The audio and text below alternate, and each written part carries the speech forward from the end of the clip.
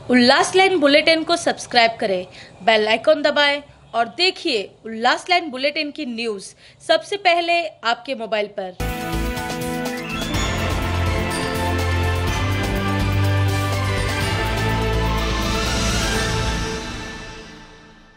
नमस्कार, उल्लास लाईन बुलेटिनमध्ये आपलं स्वागत आहे।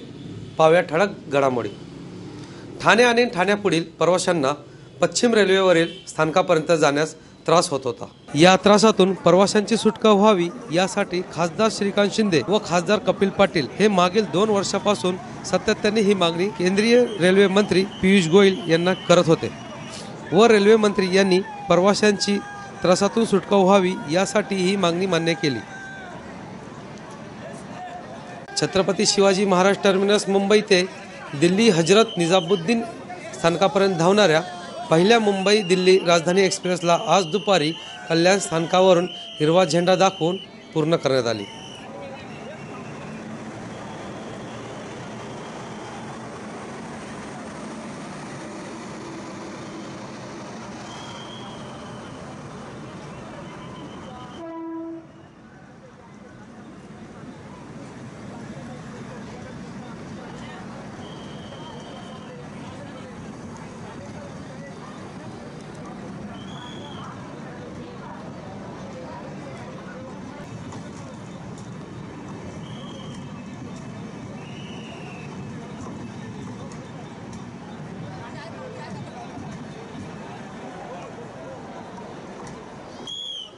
या प्रसंगी कल्याण रेल्वे स्थानक आयोजित कार्यक्रमास खासदार डॉक्टर श्रीकांत शिंदे, आमदार बालाजी किनीकर तसेच शिवसेना आणि बीजेपीचे पदाधिकारी आदी मान्यवर उपस्थित होते।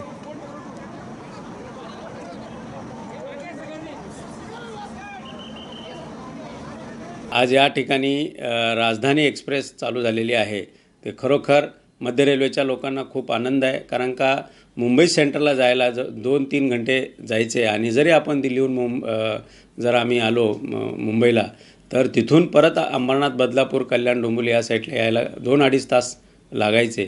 ते आज लोकांची जी धावपळ आहे ती आज थांबणार आहे आणि त्यांना खरोखर एक लाभदायक हा प्रवास होणार आहे।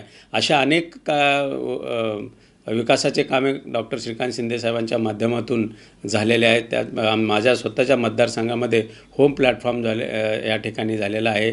नवीन प्लॅटफॉर्मचं आज काम या ठिकाणी सर्व चालू आहे।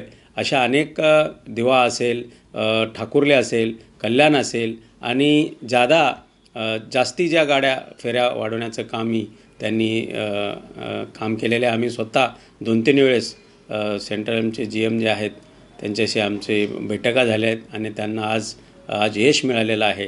तर खरोखर मी माझ्या मतदारसंघाच्या वतीने अंबरनाथ, उल्हासनगर, बदलापूर या सर्व शहराच्या वतीने, नागरिकांच्या वतीने आणि रेल्वे प्रवाशाच्या सर्वांच्या वतीने मी त्यांचे आभार मानतो की आज त्यांच्या या प्रयत्नाला आज यश आलेलं आहे राजधानी एक्सप्रेस चालू केल्यामुळे।